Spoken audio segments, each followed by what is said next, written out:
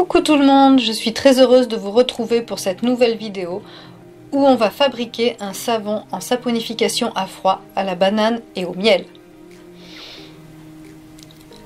Pour ce savon, au niveau du matériel, il va vous falloir un thermomètre. Moi j'ai un thermomètre digital, après vous prenez celui que vous voulez. Différents béchers, des fouets et des spatules, un mixeur, un moule, là j'ai pris un moule en plexiglas, et une balance électronique.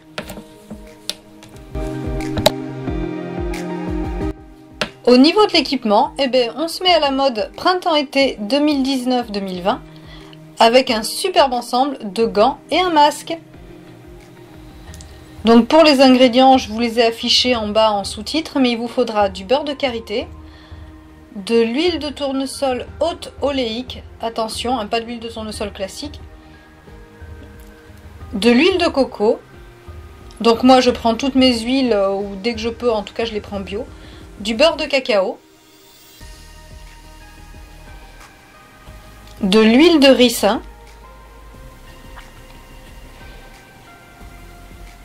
alors ça c'est mon macérat huileux de carotte que j'ai fait dans une base d'huile de tournesol, donc dans votre calculateur vous marquez huile de tournesol, de la soude caustique pure, donc c'est de la soude en granules, du miel, le miel que vous voulez, il faut qu'il soit un peu liquide quand même, c'est mieux, et enfin une banane.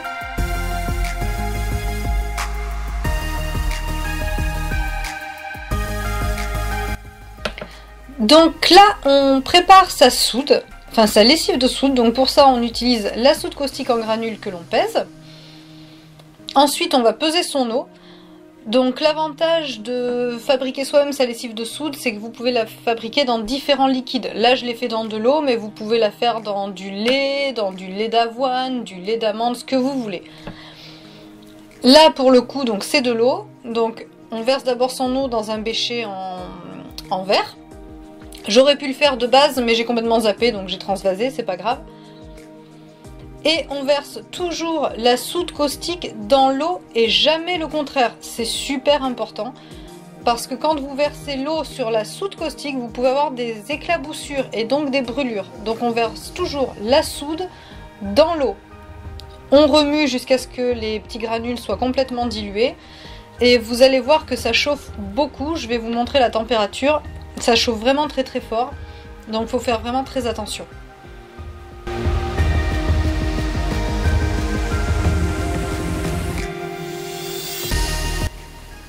Donc là vous voyez on est à 87 degrés.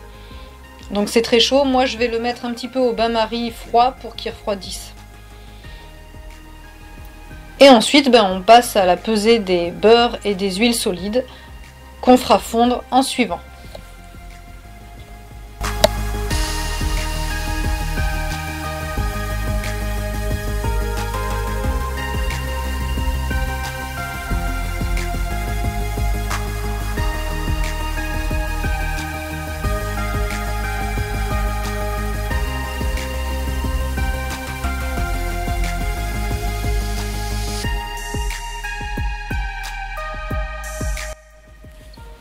On prépare maintenant notre purée de banane, enfin notre écrasé de banane. Donc on pèse la banane et on rajoute le miel.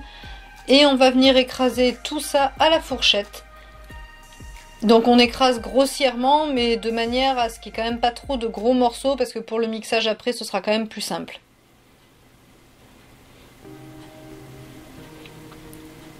Voilà, une fois que nos huiles sont fondues, donc on les récupère. Et on va s'occuper des huiles liquides, donc on les pèse une par une et on les rajoute ensuite une par une à nos beurres fondus.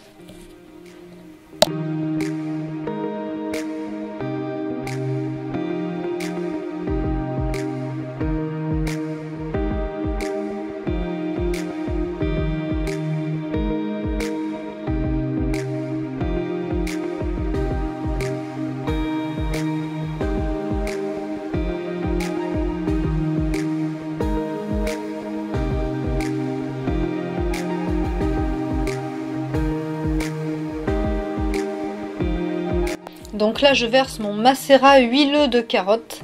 Donc vous avez vu cette jolie couleur orangée, là j'adore ça. Donc c'est très simple à faire, hein, le macérat huileux de carotte. Donc on le verse dans les huiles. Je m'en étais pas encore servi, donc je suis ravie d'avoir pu l'utiliser dans ce savon et je ferai certainement un savon entièrement à la carotte. Donc là on remue un petit peu les huiles et puis on va venir prendre la température pour voir où ça en est. Alors l'idéal c'est d'être aux alentours de 45-50 degrés pour travailler avec la soude et les huiles. Bon là on est à 57 degrés donc on est encore un tout petit peu trop haut, donc on va attendre un petit peu avant de verser la soude dans les huiles.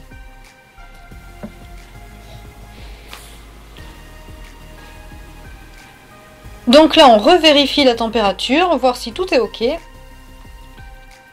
Donc au niveau des huiles on est bon, 50 degrés.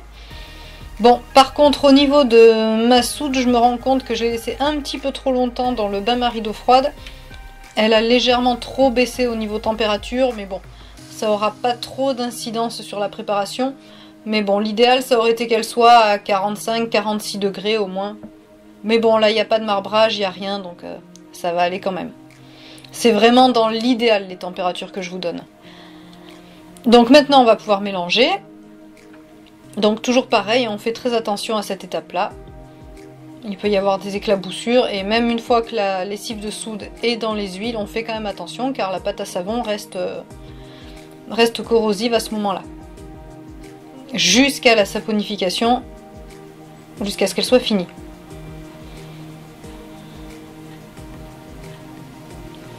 Donc là on va mixer un petit peu, histoire d'atteindre la trace un petit peu plus rapidement. Vous pouvez travailler au fouet tout le temps, hein. Il y a des personnes, c'est ce qu'elles font, elles travaillent leur pâte à savon entièrement au fouet. Alors moi je le fais sur des pâtes à savon où je vais avoir besoin d'un marbrage qui nécessite une trace liquide ou très fine. Je ne mixe pas dans ces cas-là, je n'utilise que le fouet, mais quand on fait un savon comme ça où il n'y a pas de marbrage, on peut y aller au mixeur. Donc là on rajoute sa purée de banane et de miel. Et là on va venir mixer jusqu'à atteindre la consistance qu'on souhaite pour couler son savon. Donc je vais vous laisser avec le mixage, hein. J'en ai coupé pas mal parce que ça peut être très long et rébarbatif. Donc je vous ai épargné ça.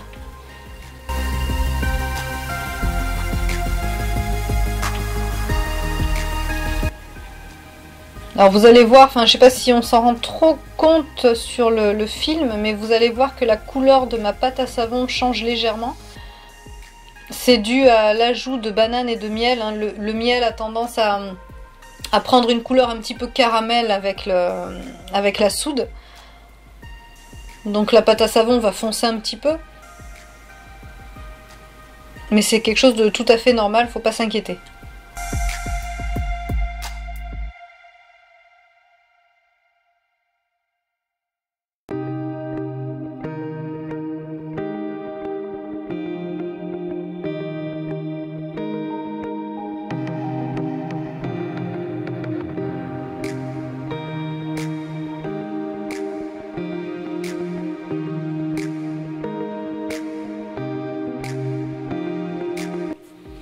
Voilà, le mixage est fini, donc on va enfin pouvoir passer à la phase où on coule notre pâte à savon dans notre moule.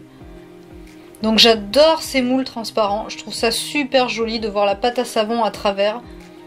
Bon là, même si c'est un savon uni, hein, mais quand on fait des marbrages ou des couleurs, je trouve ça magnifique. Et puis en plus vous allez pouvoir voir avec la phase de gel, on va bien la voir en transparence, donc c'est super intéressant. De voir la pâte à savon évoluer au travers du moule, c'est vraiment quelque chose de super intéressant. Donc comme il me restait de la pâte à savon, j'ai décidé de la couler dans un moule que j'avais acheté pour les fêtes de Noël et dont finalement je me suis pas servie, donc j'avais très envie de voir ce qu'il pouvait rendre au final. Donc même si c'est pas la saison, c'est pas grave, je les offrirai à Noël, tant pis.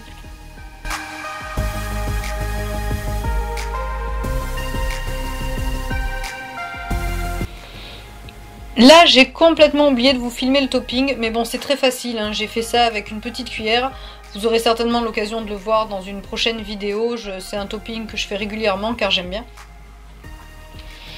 Là je vais juste rajouter un petit peu de mica marron rosé sur le dessus du savon. histoire de lui donner un petit peu de couleur et qu'il soit pas trop uniforme. Après on fait vraiment ce qu'on veut, hein, chacun fait selon ses goûts, moi je fais comme ça, j'aurais pu le laisser naturel aussi, c'était très sympa. Mais je me suis dit que allez, ça pouvait être joli de rajouter un petit peu de mica marron par-dessus.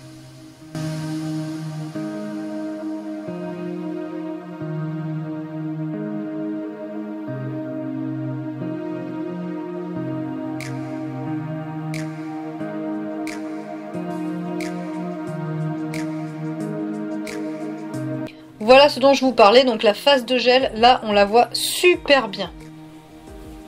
Donc elle est due, la phase de gel est due au rajout de miel dans ce savon, hein, parce que c'est vrai que le miel a tendance à faire chauffer avec la soude. C'est des savons en général, quand vous rajoutez du miel, du sucre, de la banane, enfin des fruits globalement, c'est des savons qui chauffent beaucoup, donc vous avez en général une phase de gel dans ce genre de savon. Ça n'a aucune incidence sur la qualité du savon, faut pas s'inquiéter, hein, ça n'a aucune incidence, c'est juste esthétique. Il y en a qui aiment, il y en a qui n'aiment pas. Si elle est totale, comme là sur mon savon, ça me dérange pas. C'est vrai que quand elle est juste partielle et que vous avez juste ce rond que vous avez vu juste avant, qui reste dans tout le milieu du savon, c'est un petit peu moins joli et un petit peu moins agréable. Mais bon, en tout cas, au niveau de la qualité du savon, ça n'a aucune incidence. Donc vous pouvez voir qu'avec ces moules, on s'embête pas du tout pour le démoulage, c'est super pratique et en plus ça sert de découpoir à savon, donc ils sont vraiment top. J'essaierai de vous mettre le lien de la boutique en barre d'infos. Ils sont pas donnés, il faut être honnête, mais alors niveau qualité, enfin moi je suis vraiment ravie d'avoir ce moule à savon, il est super. J'espère en avoir d'autres dans ma collection, mais bon on va attendre un petit peu. Donc voilà le résultat final, vous avez un joli savon un petit peu doré.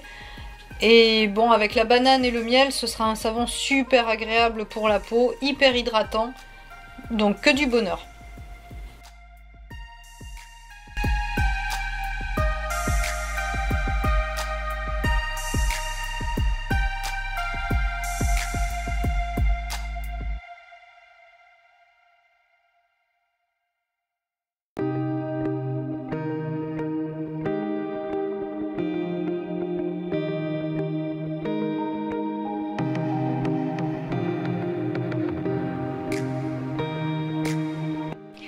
On démoule nos petits savons de Noël. Alors je suis trop contente du résultat, vraiment je les trouve super jolis. Donc là, alors là je suis vraiment ravie. Donc j'ai des petites idées maintenant pour faire des savons pour Noël, petites idées qui me viennent qui vont être très sympas.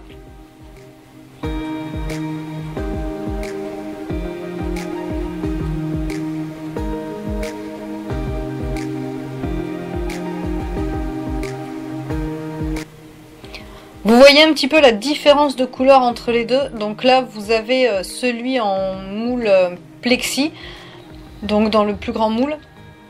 Alors en fait la différence de couleur est due au fait qu'il y en a un qui a fait une phase de gel et l'autre non. Faut savoir que dans les moules individuels le savon chauffe beaucoup moins. Donc en général c'est très rare d'avoir une phase de gel dans les moules individuels, contrairement aux grands moules. Donc voilà, des petits essais déco que je trouve très sympa aussi. Voilà le résultat final, j'espère que cette vidéo vous a plu et que vous tenterez à votre tour de réaliser ce savon, ou plein d'autres. Voilà, je vous laisse et je vous dis à une prochaine vidéo. À bientôt et savonnez bien!